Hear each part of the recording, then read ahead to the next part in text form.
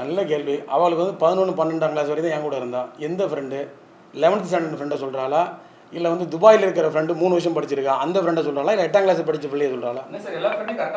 இல்லை, கரெக்டு கிடையாது. நான் ஒரு மத போதகர், நான் சர்ச்சை வச்சிருக்கிறேன்னு சொன்ன உடனே அன்பு இந்து சகோதரர்கள்லாம் என் மேலே தப்பாக நினச்சிக்கிட்டீங்க.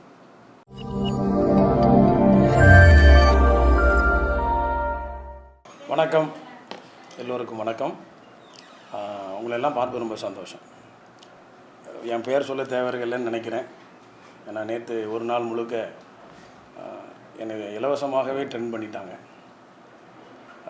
நான் ஒரு வழக்கறிஞர், 25 ஆண்டுகளாக வழக்கறிஞர் தொழில் செய்து வருகிறேன். அது மாத்திரம் இல்லாமல் நான் வந்து ஒரு சர்வதேச உரிமை கழகம், அதாவது இன்டர்நேஷ்னல் ரைட் ஆர்கனைசேஷனுங்கிற ஒரு அமைப்பை நடத்தியும் வருகிறேன். அது வந்து நான் பொலிட்டிக்கல் அண்ட் நான் ப்ராஃபிட்டபிள் ஒரு அமைப்பு. விஸ்டம் லா சேம்பர் என்கிற ஒரு சொசைட்டியை ஏற்படுத்தி அதிலும் அநேக வழக்கறிஞர்கள் இருக்கிறார்கள். வழக்கறிஞர்கள் பிள்ளைகளுக்கு நாங்கள் படிக்க வைத்து கொண்டு இருக்கிறோம். இதுதான் இப்போது தற்போதைய நிலை. என்னை குறித்து நேற்று வந்து லிடியா என்கிற என்னுடைய மகள் வந்து ஒரு பெரிய செய்தி, பரபரப்பான ஒரு புகாரை கொடுத்திருந்தார்கள். அதை நான் வன்மையாக நான் மறுக்கிறேன். ஏன்னா அந்த புகார் வந்து தப்பு. 2014ஆம் ஆண்டிலே என்னை விட்டு அவர்கள் குடும்பமாய் பிரிந்து விட்டார்கள். அவர்களுக்கும் எனக்கும் எந்த சம்மந்தம் இல்லை. அப்புறம் அந்த பொண்ணுடைய 11th 12th தான் என்னட்ட வந்து அவங்க எங்களை சேர்த்து வச்சுன்னு எடுக்கிற முயற்சியில் வந்தாங்க. வந்து 11th 12th படிக்கும்போதே அவளுடைய சில நடவடிக்கைகள் தவறாக இருந்தனால நான் கண்டித்தேன். அவங்க அம்மா துபாய்க்கு போயிட்டாங்க. துபாய்க்கு போனது எங்கிட்ட சொல்ல அவசியம் இல்லை, பிரிஞ்சுட்டாங்கல்ல, துபாய்க்கு போயிட்டாங்க. துபாய்க்கு இந்த பொண்ணையும் கூட்டிகிட்டு போயிட்டாங்க. ஆக மொத்தம் அந்த பெண் என்கிட்ட 2 வருஷம்தான், 1.5 வருஷம்தான் என் கூட இருந்திருக்கிறா. மீதி அவங்க அம்மா என் கூட இல்லை. அவங்களோட தாத்தா மறித்த போது வந்தாங்க, சமாதானம் பேசினோம், வரல. இந்த வழக்கு திருச்சி கோர்ட்டில் நிலுவையில் இருக்கும்போது எத்தனை முறை நம்ம சம்மன் அனுப்பியும் அந்த சத்யகலாவுடைய அம்மா பிரேமா அந்த சம்மனை வாங்காமல் வேண்டுமென்றே மறுத்தார்கள். இது இப்படியே இருக்கிறது. 10 வருட காலமாக எந்த விதமான கான்டாக்ட் கிடையாது. திடீரென்று ஒரு 6 மாதத்திற்கு முன்பாக வந்து நான் எங்களுடைய வளர்ச்சி அதிகமாக இருந்த காரணத்தினால வந்து என்கிட்ட கேட்குறாங்க, என்ன நீங்கள் இப்படியே போனால் இப்படி ஒரு செட்டில்மெண்ட்டுக்கு வாங்க. என்ன செட்டில்மெண்ட் வரணும்? இல்லை நீங்கள் வந்து பணம்லாம் நிறைய வச்சுருக்கீங்க, நீங்கள் வந்து பணத்தை கொடுத்து எதாவது முடிக்கணும், இல்லை எதாவது ஒன்று செய்யணும்ல. எனக்கு படிக்கிறதுக்கு வழி இல்லாமல் இருக்கிறேன், எனக்கு லோன் கட்டணும், எனக்கு வந்து நீ எப்போ பணம் அனுப்பி வைப்ப அப்படின்னு கேட்குறாங்க. நீ வந்து கல்யாணம் முடிச்சுட்ட, அந்த பொண்ணோட தொடர்பு இருக்கிற, இந்த பொண்ணோட தொடர்பு இருக்கிற, எனக்கு எதாவது செட்டில் பண்ணுன்னு என்கிட்ட கேட்குறாங்க. நான் சொன்னேன், நான் கெட்டவன்னு சொல்லி தான் மறுபடியும் நீங்கள் என்கிட்ட வரீங்க. 10 வருஷத்துக்கு முன்னாடி போகும்போதும் இவர் ரொம்ப மோசமானவர், நான் அந்த பெண்ணை வச்சுருக்கிறேன், இந்த நல்ல வேலை எத்தனை பெண்ணை வச்சுருக்கேன்னு அவங்க தான் எனக்கு சொல்கிறாங்களே தவிர சொல்கிறாங்க. மறுபடியும் அதே 10 ஆண்டு கழிந்து வந்து அவங்க என்ன டிமாண்ட் பண்ணுறாங்க, நீ கெட்டவன், ஆனால் எனக்கு என்ன செய்ய போகிற? மகளிர் ஆணையத்திலையும் வரும்போது அதை தான் சொல்கிறாங்க. மகளிர் ஆணையத்தில் கம்ப்ளைண்ட் கொடுக்குறாங்க. இவர் வந்து நிறைய பெண்களோட தொடர்பு பார்க்காங்கன்னு ஃபோட்டோலாம் காமிச்சிட்டு மகளிர் ஆணையம் அவங்கள சொல்கிறாங்க, ஏம்மா இது வந்து இந்த கம்ப்ளைண்ட் வந்து நீ கொடுக்கக்கூடாது, பாதிக்கப்பட்டவங்க யாராவது சொல்லணும்ல, நீ சொல்கிற, நான் கூட சொல்லுவேன்ல. நான் சொன்னேன், இது வந்து 10 ஆண்டுகளுக்கு முன்பாக நடந்த ஒரு சம்பவத்திலாம் நீ பிரிஞ்சு போயிட்டு இன்றைக்கி வந்து எங்கள் அப்பா ஒன்று இதை நீ சட்ட ரீதியாக அணுகிக்கோமா அப்படின்னு சொல்லும்போது மகளிர் ஆணையத்தில் அவங்களுடைய எந்த விதமான மகளிர் ஆணையருடைய பேச்சை ஏற்றுக்கொள்ளாமல் ஆணையத்து முன்பாகவே வைத்து, நீ ஆம்பளையா, உன்னை கேவலப்படுத்துவேன், உன்னை நான் வந்து அசிங்கப்படுத்துவேன், நீ எப்படி இருப்ப, உன் பணம் வேண்டாம், எனக்கு ஒன்றும் வேண்டாம், நான் என்ன செய்வேன் பாருன்னு சவால் விட்டது அங்கேயே தெரியும். இதற்கு இடையில் என்னுடைய வழக்கறிஞராக இருக்கிற என்னோடய அசோசியேட் வழக்கறிஞர் உயர்ந்த அந்த ரவிக்குமார் அவர்களை வீட்டுக்கு அழைத்து எங்களை அங்கே அழைத்து பேசினோம். அப்போது அவங்க பண்ணுற டிமாண்டு, எங்கள் பணத்தையும் நகையும் எங்கள் எல்லாத்தையும் எங்களுக்கு கொடுத்தா நாங்கள் விட்டுருதோம், அதற்கான ஆதாரங்கள் உள்ளது. இப்போ நீங்கள் மீடியாவில் காமிக்க நான் அந்த பொண்ணு மாதிரி கேவலங்கட்ட பையன் கிடையாது. ஏன்னா அதில் வீட்டுக்குள்ளே எடுத்த ஆடியோ, சமாதானத்தின் ஆடியோ, அப்படியே நான் ரிலீஸ் பண்ணுவேன். அப்படி ரிலீஸ் பண்ண வேண்டிய நேரம் ரிலீஸ் பண்ணுறேன். அப்போ அந்த மாதிரி நம்ம கேட்கும்போது நாங்கள் சொல்கிறோம், சட்ட ரீதியாக உங்கள் அம்மா வர சொல்லு, நீ இன்றைக்கி பணம் வாங்கிட்டு ஓடிடுவேன், நாளைக்கு உங்கள் அம்மா வந்து ஏன்ட்ட பணம் எனக்கு தான் நான் செய்வேன். நேரடியாக கோர்ட்டுக்கு வாங்க. நான் கெட்டவன் சொல்கிறேன்ல, என் கூட வாழ ஒரு 10 வருஷம் பிரிஞ்சுக்கப்புறம் என்ன, நீதிமன்றத்தில் வழக்கு நடத்துறதுக்கு எந்த விதமான அவங்களுக்கு தார்மீக உரிமை இல்லை என்பதை அறிந்து கொண்டு அந்த சத்யகலா என்கிற அந்த நபர் துபாயிலேருந்து இன்னும் வரல, துபாயில் இருந்துக்கிட்டு இந்த பொண்ணை ஆட்டி வைக்கிறாங்க. இதுதான் உண்மை. நான் ஒரு மத போதகர், நான் சர்ச்சை வச்சுருக்கிறேன்னு சொன்னோடனே அன்பு இந்து சகோதரர்கள்லாம் என் மேலே தப்பாக நினச்சிக்கிட்டீங்க. முதல்ல அதை புரிஞ்சுக்கிங்க. நான் சர்ச்சை வச்சுருக்கிற மாதிரியும் நான் ஒரு சபை நடத்துகிறேன், போலி போதகர். ஐயோ, நான் கிறிஸ்தவ மதத்தை நம்புகிறவன், நான் எல்லா சபைக்கும் போய் பிரசங்கம் பண்ணுவேன், எனக்கு சபையே கிடையாது. நான் 1000 விசுவாசிகள் வச்சுருக்கிறாருமோ, காணிக்க வாங்குறாரு, வர பொம்பளை கூடலாம், இதெல்லாம் வந்து அநியாயமானது, அக்கறமானது. நான் வன்மையாக கண்டிக்கிறேன். என் பேரில் எதுவும் சபை இருக்குதா? கள்ள போதகர், மத போதகருங்கிறீங்க. எந்த சர்ச்சில் நான் பாஸ்டர் சொல்லுங்கள். இல்லை என் சர்ச்சுக்கு ஏதாவது பேர் இருக்குதா? இல்லை என்ன யாராவது என் விசுவாசின்னு நீங்கள் சொல்கிற மாதிரி என் ஒவ்வொரு ஞாயிற்றுக்கிழமையும் நான் ஒரு இடத்துல கூடி நான் ஆராதனை நடத்தி மக்களை சேர்க்குறேன்னா இது இல்லை. ஆமாம், போதகம். நான் கிறிஸ்தவ மதத்தை நான் நம்புறதுனால நான் ஒவ்வொரு சபைக்கு போய் பிரசங்கம் பண்ணுறேன், போதகம் பண்ணுறேன். நான் அழைச்சா போய் பேசுவேன். அவங்க என்ன சொல்கிறாங்க, வேணும்னே இவர் வந்து நிறைய பெண்களை கூட்டு வச்சு நடத்துகிறேன். எங்கே நடத்துகிறேன்? என்னை அழைக்கிற இடத்துல நான் போகிறேன், எனக்கு சொந்தமாக. அப்போ இது வந்து அந்த பொண்ணு சொன்னது உண்மைன்னா நான் ஏற்றுக்கிறேன். திட்டமிடப்பட்டு இதை வேறு என்ன யாரோ சூழ்ச்சி பண்ணுறாங்க. என்னென்னா இப்படிலாம் போட்டால் தான் ட்ரெண்ட் ஆகும், இப்படி போட்டால் தான் இவர் மத போதனை போட்டால் தான் எவனுமே எதுவும் கண்டுக்க மாட்டான். எனக்கு அண்ணா நகர் சேர்ந்தேன்னு போட்டிருக்கு, நான் அண்ணா நகரே கிடையாது. மகளிர் ஆணையத்தில் இந்த அலுவலக அட்ரஸுக்கு சம்மன் அனுப்ப தெரிஞ்ச அந்த சானிலிடியா கிரேஸுக்கு அண்ணா நகர்னு ஏன் கொடுத்தாங்க? அப்போ அவங்களுக்கு என்ன தெரியுது, இந்த அட்ரஸ் கொடுத்து அங்கே வருவாங்க, அங்கே விசாரித்தா எதுவுமே இருக்காது, சபைன்னு ஒன்று இருக்காது. திருநெல்வேலி அட்ரஸ் நல்லா தெரியும், ஏன் அதை கொடுக்கல? அங்கே கொடுத்து பார்த்தா ஆஃபீஸ் தான் இருக்கும், அங்கே சர்ச்சு ஒன்று இருக்காது. நான் சொன்னது பொய்யாயிரும்னு தெரிஞ்சதுனால பொத்தாம்பதும் அண்ணா நகர்னு போட்டாங்க. எனக்கு அண்ணா நகருக்கு எனக்கு சம்மந்தமே கிடையாது. அண்ணா நகரில் அந்த அம்மா வீடு இருக்குது, அவங்க பெரியம்மா ஒன்று அங்கே இருக்குது. எனக்கு எந்த எப்படி எடுத்துக்கிறது எனக்கு புரியலையே, வருத்தமாக இருக்குது. நீ உண்மையை சொல்லுங்கள், உண்மையை சொல்லுங்கள். நியாயமாக நீங்கள் கோர்ட்டுக்கு வாங்க, நீதிமன்றம் ஏடிஜிட்டு போய் கொடுங்க. அவர் அதான் கேட்குறாரு. நானும் கொடுத்துருக்கேன் கம்ப்ளைண்ட். இதுக்கு நான் கண்டிப்பாக நான் இதுக்கு வளர்க்கு தொடர்ந்தே ஆவேன், விட மாட்டேன். ஏன்னா அப்போ என்ன அர்த்தம், ஒரு நல்லா எவ்வளோ கஷ்டப்பட்டு ஒன்றும் தெரியுமாங்க. 4 வயசு இருக்கும்போது எங்கள் அப்பா இறந்துட்டார். எனக்கு எங்கள் அப்பா முகம் தெரியாது. என்னை வளர்த்து ஆளாக்குனதில் எங்கள் அம்மா தான். எங்கள் அம்மாவுக்கு அதுக்கு என்ன சம்மந்தம்? எங்கள் அம்மா எந்த தாயாவது காமிச்சு ஒருத்தன் பொறுத்துட்டு இருப்பானாங்க? எனக்குலாம் அவ்வளோ வேதனை. உன் அம்மா ஒன்று ரோட்டில் விட்டா, எங்கள் அம்மா என்னை படிக்க வச்சு கொண்டு வந்துட்டாங்களே. எங்கள் அம்மா சொல்கிறாங்க, எங்கள் அம்மாவுக்கு எதாவது வேலை? எவ்வளோ பெரிய வருத்தமான விஷயம். எங்கள் அம்மா வந்து என்னை வைத்த கட்டி வாங்கிட்டு ஒரு கடினமான ஒரு குக்கிராமத்திலிருந்து இன்றைக்கி சுப்ரீம் கோர்ட்டில் நான் ஒரு பாரில் போன வருஷம் என்னுடைய சீனியர் மூலிமா டெம்பரவரி, அதாவது சுப்ரீம் கோர்ட்டில் முதல்ல அட்வொகேட்டாக சேர்ந்துருக்கிறேன். இனிமேல் நான் வந்து அந்த எக்ஸாம் எழுதி பெர்மனெண்ட்டாக சீனியர் அட்வொகேட்டாக மாறணும். அப்போ கொஞ்சம் கொஞ்சமாக நான் படிப்படியாக உயர்ந்த என்னுடைய இமேஜை இந்த பொண்ணு ஒரே நாளில் கெடுத்துட்டான். அதை நான் வருத்தப்படலை, கடவுள் இருக்கிறார். சொல்லுங்கள், நான் இப்போ மத போதகர்னா என் சபை எங்கே இருக்குது? அப்புறம் பார்த்தீங்கன்னா அவங்களுக்கு 2 காரியம் தான். சர்வதேச உரிமை கழகம் விசல்லாஜம்பருடைய ஃபோட்டோவை காமிக்கிறாங்க. அமைப்புக்கும் குடும்பத்துக்கும் என்ன சம்பந்தம்? என் தனிப்பட்ட வழக்கை, என் தனிப்பட்ட பிரச்சனையை நீ தனிப்பட்ட முறையில் நீ உண்மையாக போய் நீதிமன்றத்தை அணுகியிருந்தால் அது கரெக்டு. நான் நீதிமன்றத்துக்கு போனேன், நீதிமன்றத்தை என்னை ஏற்றுக்கல, தள்ளுபடி பண்ணாங்கன்னு சொன்னால் ரைட்டு. நீதிமன்றத்தில் வழக்கு இருக்குது, அந்த வழக்கை நடத்துவதற்கு திராணியும் தகுதியும் இல்லாத அந்த அம்மா சும்மா போய் அவரை வச்சுருக்கேன் இவரோட வச்சுருக்கிறேன்னு நான் கூட ஃபோட்டோ காமிப்பேன். கேர்ள் ஃப்ரெண்டு இருந்திருப்பாங்க, எல்லாருக்கும் கேர்ள் ஃப்ரெண்ட் இருக்கும், அவளை முத்தம் கொடுத்தேன் இவ்வளோ முத்தம் கொடுத்தேன், இப்படி நான் தான் காமிக்கலாமே. அப்போது இன்னொரு கேள்வி எனக்கு, சரி கருக்கலைத்தார்கள் சட்ட ரீதியாக குற்றம், அவங்கள எங்கே கூட்டிடுவாங்க? அந்த கரு என்னால் தான் உண்டாச்சுன்னு முதல்ல கண்டுபிடிங்க. கருக்கலைச்ச டாக்டர் எங்க? இந்த அம்மா சொல்கிறாள்ல, வாய் திறந்து பயங்கரமாக பேசுதில்ல, டிவிலே சொல்லியாச்சு நான் 10 வருஷம் இல்லை, அதுவே ஒத்துக்குது.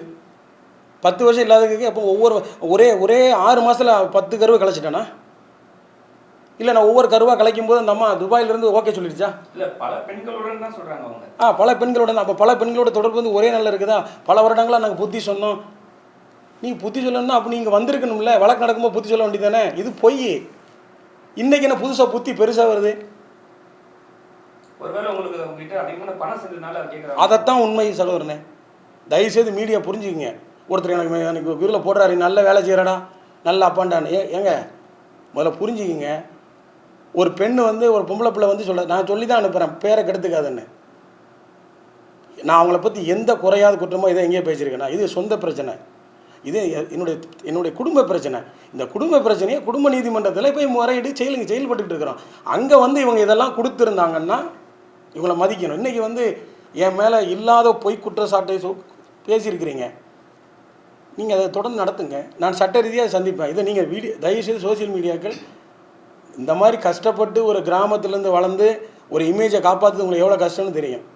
இவ்வளோ பெரிய அளவுக்கு நாங்கள் எங்களை நம்பி இவ்வளோ கூட்டம் வந்திருக்காங்கன்னா, இப்போ எங்கள் அம்மா எவ்வளோ 2 நாள் வழி சாப்பிடாமல் இருக்காங்கல்ல, இவ்வளோ வேதனைப்பட்டிருப்பாங்க.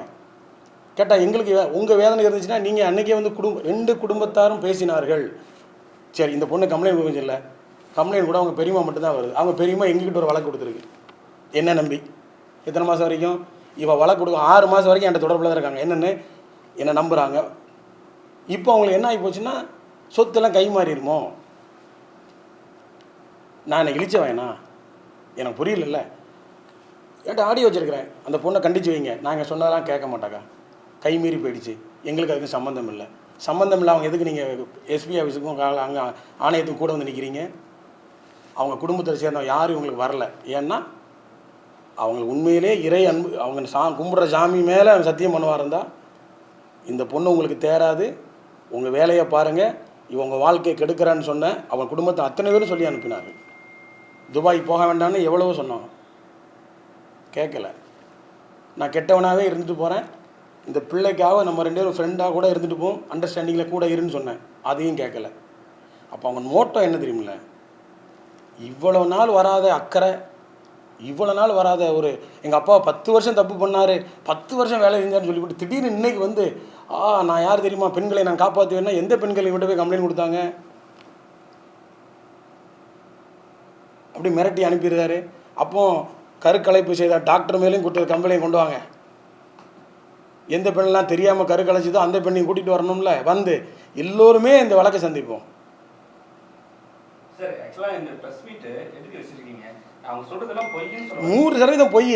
இப்போ அதை மக்களுக்கு விலைக்கு சொல்கிறேன். நான் மதத்தை போதகம் பண்ணால் நான் சர்ச்சை வச்சுருக்கேன்னு நினச்சி தான் நிறைய இந்து சகோதரர்கள் தவறாக புரிஞ்சுக்கிறாங்க.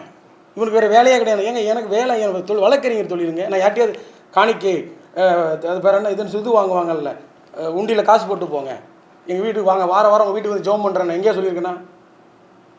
நான் நம்புகிற மதத்தை நான் பிரசங்கம் பண்ணுறேன். இதில் எங்கே இருக்குது எனக்கு, நான் என் பெண்ணை ஏமாத்துன்னு சொல்கிறாங்க. அப்போ ஒரு தனிப்பட்ட குடும்ப பிரச்சனையை, இதில் இன்னொரு பின்னணி இருக்குது. இவங்க ஆரம்பித்து 1 வருட காலத்தில் இவ்வளோ பெரிய ரீச் ஆகிட்டாங்க. 20,000 மெம்பர் இருக்கிறாங்க. நிறைய சமுதாய சேவை நாங்கள் பண்ணுறோம். அது வெளியே தெரியாவிட்டாலும் அது அரசாங்கத்துக்கும் தெரியும், எல்லாத்துக்கும் தெரியும். எங்கள் கூட நல்ல ஒழுக்கமான நல்ல குடும்ப பெண்கள் இருக்கிறாங்க. எங்களுடைய சர்வதேச உரிமை கழகத்திலே நாங்கள் எல்லோரும் ஒருவருக்கு ஒரு சகோதர சகோதரியாக நேசிக்கிறோம் எல்லாருமே. இந்த மாநாட்டில் நிறைய பேர் இவங்க சுவர் விளம்பரம் எழுத ஆரம்பிச்சிட்டாங்கல்ல, இவங்க பெரிய லெவலில் பண்ண போகிறாங்க. இந்த மாநாட்டை சீர்குலைக்கணும்னு சொல்ல சில சக்திகள், அது உங்களுக்கு தெரிய வேண்டியது, உங்களுக்கு அரசியல்காரங்களுக்கு தெரியும், டிவி பார்க்குறவங்களுக்கு தெரியும். அவங்களோட சேர்ந்துக்கிட்டு இந்த நேரத்தில் இவர் பேரை கெட்ட பேர் ஆக்கினா இது அப்படி கலைஞ்சிரும். இவர் மோசமான, இது வேறு எந்த ஆயுதத்தையும் கையில் எடுக்க முடியாது. ஒருத்தர் கூட யாருமே நீங்கள் எதிர்த்து கேட்கல. 10 வருஷமாக எங்கேம்மா போனால் இப்போ வந்துன்னு. இல்லை, நாங்கள் சந்தேகப்படலை. ஆனால் இதுக்கான பின்புலம் இருக்குது. இல்லைன்னா இந்த ஒரு தனி பெண்ணால் ஒரு பெரிய போராட்டத்தை வெளியே கொண்டு வர முடியாது. அவங்க அந்த அளவுக்கு வந்து விவரமும் கிடையாது. சார், அவங்களும் இல்லை சார், நீங்களும் படிச்சவங்க, அவங்க அட்வொகேட் பொண்ணு, அவங்களுக்கும் ஒரு விஷயம் தெரியல. கொஞ்ச நாளாக கூட இருந்திருப்பாங்க. கொஞ்ச நாளாவே இல்லையே, சின்ன பிள்ளையே 11 வருஷம் இருந்திருக்கிறாங்க. அவங்க இருந்த வயசில் இருக்கட்டும், என் பொண்ணு தான், எல்லாம் ரைட்டு தான். ஆனால் கரெக்டாக 1ஆம் தேதி எடுத்து மகளிர் ஆணையத்தில் முடிஞ்சு 1.5 மாதம் ஆகுது. அந்த அம்மா அனுப்பி விட்டாங்க. இமிடியேட்டாக போய் எனக்கு அன்றைக்கே கம்ப்ளைண்ட் கொடுத்துருந்தா ரைட்டு. இவங்க என்ன பண்ணுறாங்க, எல்லா தேவையில்லாத என்னெல்லாம் யாரெல்லாம் பார்க்கணுமோ பார்த்து இது எப்படி செட் பண்ண சொல்லி பிளான் பண்ணி செஞ்சது தான் இது. இப்போ அவங்க ப்ரெஸ் மீட் கொடுத்ததும் பிளான் பண்ணி செஞ்சது இல்லை. கண்டிப்பாக அவங்க சொல்கிற விஷயம் ஒரே விஷயம். அவர் எங்கள் அப்பான்னு சொல்ல, அவர் ஒரு மத போதகர். அவரால் நிறைய பெண்கள் சீரழிக்கப்பட்டிருக்காங்க. அதுக்கப்புறம் வந்து அங்கே என்ன ஆகுதுன்னா, என்னோட அப்பா தப்பு பண்ணுறாரு, அதை ஃபஸ்ட்டு நாங்கள் திருத்திட்டோம், அதுக்கப்புறம் அவரை நாங்கள் மன்னிச்சு ஏற்றிட்டோம். ஆனால் திருப்பியும் அவர் அதே தப்பு பண்ணதுனால வந்து நாங்கள் ஊர்லேருந்து வந்து சில விஷயம் வந்து கேட்டோம், அவர் ஒத்துக்க மாட்டேன்னாரு. ரொம்ப சந்தோஷம். சரிங்களா? அதுக்கப்புறம் வந்து அவங்க என்ன சொல்றாங்க, நான் இவரை வந்து கண்டிப்பா வந்து எல்லா பெண்களிடமும் வந்து இவரை காப்பாற்றுவேன்றாங்க. அதுக்கு உங்களோட பதில்? நல்ல கேள்வி. எப்போ என்னை மன்னிச்சாங்க, எப்போ என்னை வந்து ஏற்றுக்கிட்டாங்க, என்னை மன்னிச்சதுக்காக என்னை வந்து நான் அவர் மன்னிச்சோம்னு சொன்னாங்களா, இல்லை இவங்க என்ன அப்போ நான் வந்து ஒரு 4 பெண்ணை வந்து கற்பம் கலைச்சிட்டோம்னா மன்னிச்சு ஏற்றுக்குவாங்களா? அப்போ ஓகே தானே அது கேள்விக்கு வரும். சரி ஒரு 10 பிள்ளைகளுக்கு எடுத்துட்டப்பா உன்னை மன்னிக்கிறேன் இனிமேல் கெடுக்காதுன்னு சொன்னால் அப்படி அப்போ இவங்க பெண்ணா தர்த்தானே? நீ ஒன்று மன்னிச்சா எல்லாத்தையும் மன்னிக்கணும். அவங்க கதைக்கு வரேன், நீங்கள் ஒன்று இதை பார்த்து இதை மட்டும் கட் பண்ணி போட்டு விட்றாதீங்க. இது அது வேறு இல்லை சொல்கிறேன் இயற்கையாகவே. 10 பெண்களை கற்பது அவரே சொல்லிவிட்டார் பாருங்கன்றாங்க. இல்லை இப்போ மன்னிக்கிறாங்கல்ல, அப்போ நான் 10 பெண்களை இவங்க சொல்கிறாங்களே சார் 5 பெண்களை இவங்க கற்பழிச்சிட்டார் சார் நான் மன்னிச்சிட்டேன், மீதி 5 பெண்களை கற்பழிச்சு நான் விட மாட்டேன். அப்போ எனக்கு இது புரியலையே. இது அப்போ இது போகிற நாடகம். இவ யார் என்ன மன்னிக்கிறது? இவ வந்து மன்னிச்சாருன்னா நீ என்ன பண்ணியிருக்கணும், நீதிமன்றத்தில் வந்து அணுகியிருக்கணும். இவங்க என்னைக்கு வந்தாங்க, வந்ததே 6 மாதம் முன்னாடி. பாஸ்போர்ட்டை காமிக்க சொல்லுங்கள், பாஸ்போர்ட்டை முடக்கினா தான் அந்த பிள்ளையோட விவரம் தெரியும். இது வந்து எங்களுடைய சர்வதேச உரிமை கழகத்தையும் எங்களுடைய விஸ்டலாச்சம்பரின் பேரை கெடுக்கணும், முக்கியமாக என் பேரை கெடுக்கணும். அது நடக்கவே நடக்காது. நாங்கள் உண்மையாக கடினமாக உழைச்சி வந்தது. எவன்ட்டையும் ஆட்டையை போட்டோம், நிறைய சொல்லுவாங்க ஆட்டையை போட்டாங்க அங்கே, அதெல்லாம் கிடையவே கிடையாது. அதை வந்து இந்த மாநாட்டை கெடுக்கணுங்கிற முழு திட்டம் தான். என் பேரை கெடுக்கணும் தான். அவன் இங்கே சவால் விட்டு ஆடியோ கூட இருக்கு, அவன் பேரை கெடுக்காம விட மாட்டேன்னு. அப்படின்னா இந்த பொண்ணு வந்து திருத்ததுக்கு வந்திருக்கா, பேரை கெடுக்கிறதுக்கு வந்திருக்கா? பெண்கள்கிட்ட என்னை பாதுகாப்புனா எந்த பெண்கள் கொடுத்துருக்காங்க? இவர் என்னை வந்து கையை பிடிச்சிருக்காருன்னு. அப்படி பெண்களுக்கு பாதுகாப்புனா என் கூட இவ்வளோ பெண்கள் என் கூட்டம் இருக்குது. அதுதான் சார் கேட்க வந்தேன். என்னன்னா இப்போ வந்து ஒரு பெண் பாதுகாப்புக்காக வந்து சொல்றாங்க உங்ககிட்ட. ஆனா உங்க ஆர்கனைசேஷன் வந்து 20,000 பேர் இருக்காங்க, 20,000 பேர் இருக்காங்கல்ல, அப்படி பார்த்தாலும் ஒரு 10,000 பெண்கள் இருப்பாங்க. அவங்க வந்து இந்த விஷயத்தை கேள்விப்பட்டோன்னு என்ன ரியாக்ட் பண்ணாங்க? எங்கள் தலைவரை நான் நம்புகிறோம், இதுவரைக்கும் பயணித்தவர் எங்கள் கூட இருந்த வரைக்கும் நான் கேட்க வேண்டாம், நீங்களே போய் கேளுங்க. ஏன்னா நான் கேட்டால் கூட சொல்லி வச்சோம், யார்கிட்ட வேணாலும் நீங்கள் போய் கேளுங்க இவருடைய கேரக்டர் எப்படின்னு சொல்லுங்கள். நான் அது ஓப்பன் சேலஞ்சே சொல்கிறேன். எங்கள் அமைப்பை சேர்ந்த நிர்வாகிகிட்ட ஒரு பெண்ணிட்ட போய் கேளுங்க. எல்லோரும் எல்லோரும் இங்கே கிளம்பி வந்துட்டு இருக்கிறாங்க ஒவ்வொரு மாவட்டமாக. இது எப்படி ஒரு வந்து எங்கள் பெண்ணுக்கே இழப்பு. ஒரு 10 பேரை கற்பழிச்சாரான், இது பண்ணுறான் அது பண்ணுறான்னு நீ சொல்லிட்டு போகிறான், நீங்கள் எப்படி விட்டுட்டு இருப்பீங்க? குடும்ப பிரச்சனையை திசை திருப்பி அவங்களுக்கு ஆதாயம் கிடைக்கல. இப்போ 10 வருஷம் பிரிஞ்சாச்சு, நீதிமன்றத்துக்கு போனாலும் ஒன்றும் ஆக போகிறது இல்லை. நீதிமன்றத்துக்கு வந்து கேட்பான்ல, ஆட்டோமேட்டிக்காக டிவோர்ஸ் ஆகிடும். டிவோர்ஸ்க்கு ஆக தான் செய்யும். ஏற்கனவே 10 ஆண்டுகள் 7 வருடங்கள் பிரிந்தாலே முடிஞ்சு போச்சு, தொடர்பே இல்லை. அதனால் இப்போ அவங்க எதையாவது ஒன்று கையில் எடுத்துக்கிட்டு இவரை இப்படி தான் கேவலப்படுத்தணும்னு நினைக்கிறாங்க. நான் உண்மையிலே வந்து அந்த திருச்சியில் இருக்கிற கோர்ட்டில் வழக்கை நடத்த சொல்லுங்கள். நல்ல கேள்வி. அவளுக்கு வந்து 11, 12ஆம் கிளாஸ் வரைக்கும் என் கூட இருந்தா. எந்த ஃப்ரெண்டு? 11th ஸ்டாண்டர்ட் ஃப்ரெண்டை சொல்கிறாளா, இல்லை வந்து துபாயில் இருக்கிற ஃப்ரெண்டு 3 வருஷம் படிச்சிருக்கா அந்த ஃப்ரெண்டை சொல்கிறாளா, இல்லை 8ஆம் கிளாஸ் படித்த பிள்ளையை சொல்கிறாளா? இல்லை கரெக்டு கிடையாது. அவளுக்கு ஃப்ரெண்டு இருக்கும்ல, 11th 12ங்கிறாங்க. இங்கே என் கூட இருந்தாங்க. எந்த ஃப்ரெண்டு? முழுக்க போய் தோழியை வந்து ஒன்றா. அவள் தோழி எங்கே இருக்கா? இவ கூட்டு வந்த மாதிரி. இவன் இருந்ததே 1.5 வருஷம் என் கூடவே இருந்து என்கிட்டவே பலகாரங்கள்லாம் எடுத்துக்கிட்டு யாரை இவங்களை இப்போ கேவலப்படுத்தலாம்னு நினைக்கிறது.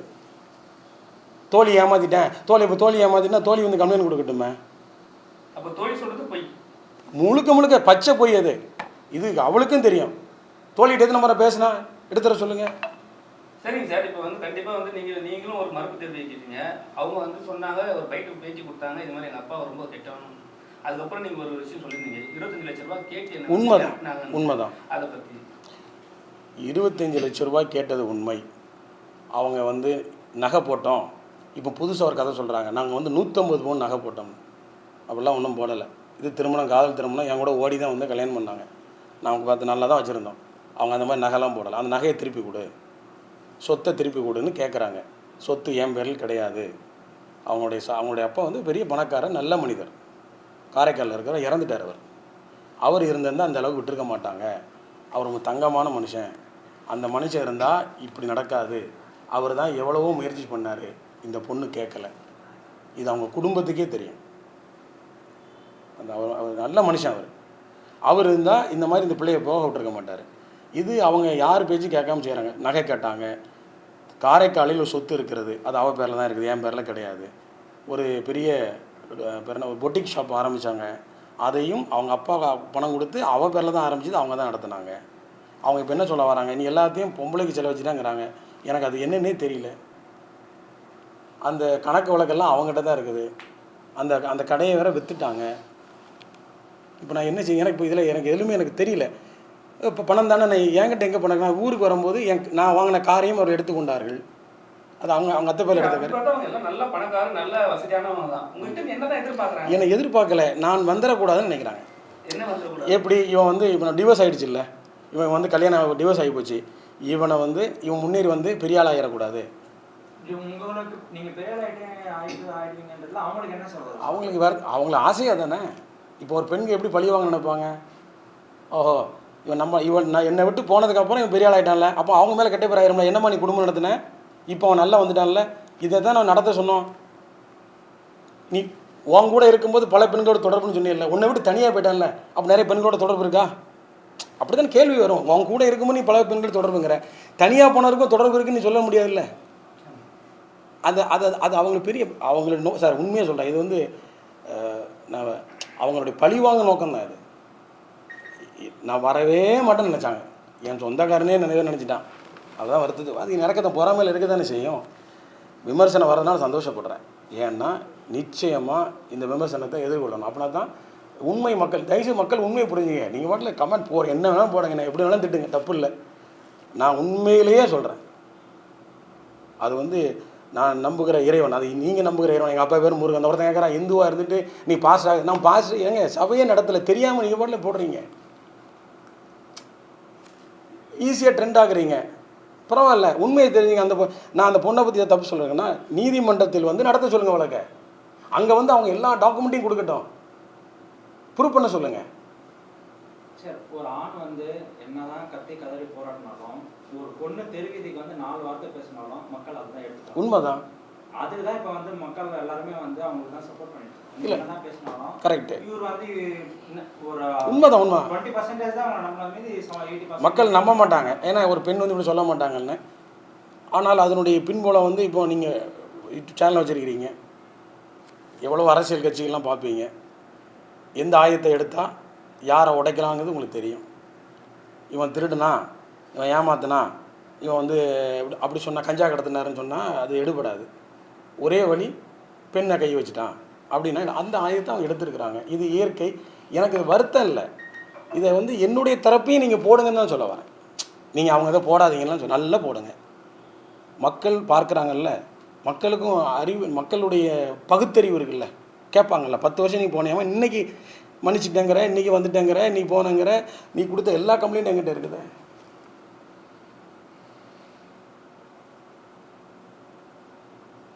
சரி, இப்போ லாஸ்ட்டாக வந்து அவங்க வந்து போலீஸில் கம்ப்ளைண்ட் பண்ணிட்டாங்க. போலீஸ்லேருந்து உங்களுக்கு ஏதாவது வந்து போலீஸ் நாங்களும் கம்ப்ளைண்ட் கொடுத்தோம். நான் நேற்று ஏடிஜி சர்வே பார்த்தேன். அவர் கேட்டார் அந்த கேஸுன்னு. 2 கேஸையும் திருநெல்வேலிக்கு மாற்றிட்டாங்க. திருநெல்வேலி தான் உங்கள் ஆமாம் அங்கே போடுங்க, அங்கே விசாரணை நடத்துன்ட்டாங்க. 2 கேஸும் திருநெல்வேலிக்கு போயிருக்கு. நான் கொடுத்த கம்ப்ளைண்ட், அவங்க கொடுத்த கம்ப்ளைண்ட். உண்மையில் சொன்னால் நான் வந்து டிவிக்காக பேச நினைப்பாங்க. உண்மையில் கொலை மிரட்டல் இருக்கிறது. அதை நான் சொல்ல விரும்பலை. அது போலீஸ் டிபார்ட்மெண்ட்டுக்கும் தெரியும். ஏன்னா அவங்களுடைய பேக்ரவுண்ட் எனக்கு தெரியும். யாருக்கு சார் கொலை மிரட்டல்? எனக்கு தான், வேறு என்ன வேண்டாம். நான் வந்து சொல்லக்கூடாது. அப்படி சொன்னால் நான் ஏன் குற்றப்படுத்தணும்? வரட்டும். நான் என்ன சொல்கிறேன், எதுவுமே அது வந்து பப்ளிசிட்டி பண்ணி பெரிய ஆளாக நேரையாக விசாரணையில் வெளியே வரும்ல. ஆனால் யார் போய் சொன்னால் உண்மை தான் தெரிஞ்சிடும்ல. விசாரணை வெளியே தானே வரும். நோக்கம் தெரிஞ்சிடும்ல, இன்டென்ஷன் தெரிஞ்சிடும். What is the intention? இதை ஏன் இப்படி ஹேண்டில் பண்ணணும்? தனி குடும்ப பிரச்சனையே இவ்வளோ மன்னிச்சு ஏற்றுக்கிறவங்க, இவ்வளவு சொல்கிறவங்க அந்த நீதிமன்றத்தில் இருக்கிற வழக்கில் போய் ஆஜரானா என்ன? அங்கே நீதிபதிட்டு எடுத்து சொல்லலாம்ல. அந்த நீதிமன்றத்தில் எடுத்து சொல்லிட்டு நீதிமன்றத்திலேருந்து வெளியே வந்து ஒரு ப்ரெஸ் மீட் வச்சு நான் வந்து சட்ட ரீதியாக வழக்கை சந்திக்கிறேன், இவரை குற்றவாளி என்று நான் நிரூபிக்கிறேன்னு சொல்லியிருந்தாங்கன்னா எக்ஸலண்ட், வரவேற்கத்தக்கது. நன்றி. தெளிவுபடுத்துனீங்க. தேங்க்யூ. இது இருந்தால் நான் கொடுத்த ஏடிஜிட்ட கொடுத்ததுக்கான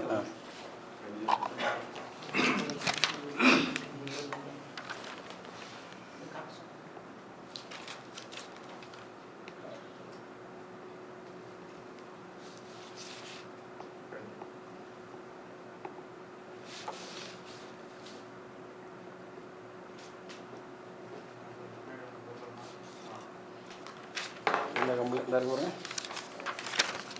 இதுதான் அந்த நான் கொடுத்த கம்ப்ளைண்ட்டு.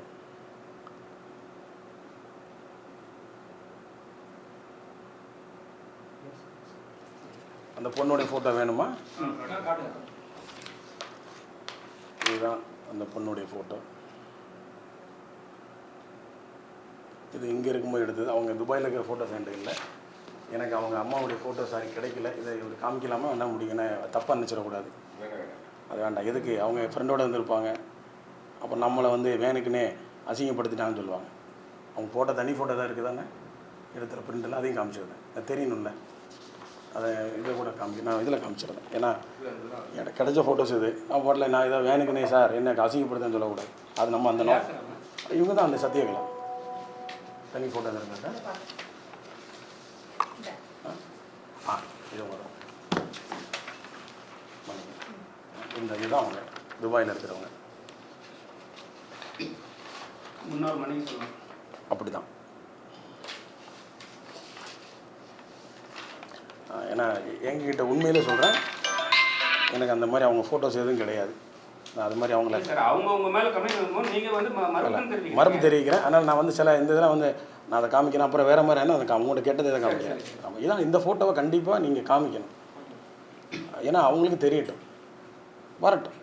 நன்றி. நீங்கள் இவ்வளோ நம்பிக்கை வைத்து எங்கள் வந்து என்னிடத்தில் வந்து நேரடியாக விசாரணையில் நேரடியாக வந்து என்னுடைய கருத்தை தெரிந்து கொண்டதுக்கு எனக்கு ரொம்ப சந்தோஷம். சோஷியல் மீடியா நிச்சயமாக எங்கள் இப்படிப்பட்ட உழைப்பாளிகளின் பக்கம், உண்மைகளின் பக்கம் நீங்கள் இருப்பீங்கன்னு நான் நம்புகிறேன். நல்லதே நடக்கும்.